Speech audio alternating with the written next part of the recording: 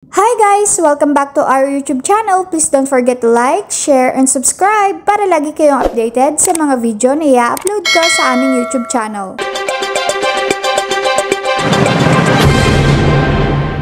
Ang pagtaas ng ipapatupad na 3 taon ng tranche tuwing September 2025 ay para sa mga pensyonado noong August 31, 2025, 10% na pagtaas mga pensyonado sa pagreretiro at kapansanan, at 5% naman na pagtataas para sa mga death or survivor pensioner. Para naman sa September 2026, para sa mga pensyonado ng August 31, 2026, karagdagang 10% ng pagtaas mga pensyonado sa pagreretiro at kapansanan, at 5% naman ang pagtaas para sa mga death survivors. At sa September 2027 naman, para sa mga pensyonado ng August 31, 2027, karagdagang 10% ang pagtaas para sa mga pensioners at pagreretiro at may kapansanan, at karagdagang 5% naman sa pagtaas ang mga death survivors. At pagkatapos ng 3 taon, ang mga pensyon ay tataas ng humigit kumulang 33% para sa mga retirement, disability pensioners, at 16% naman para sa death and survivor pensioners. Narito po ang halimbawa ng computation na makikita niyo po sa inyong screen. Thanks for watching! Please don't forget to like,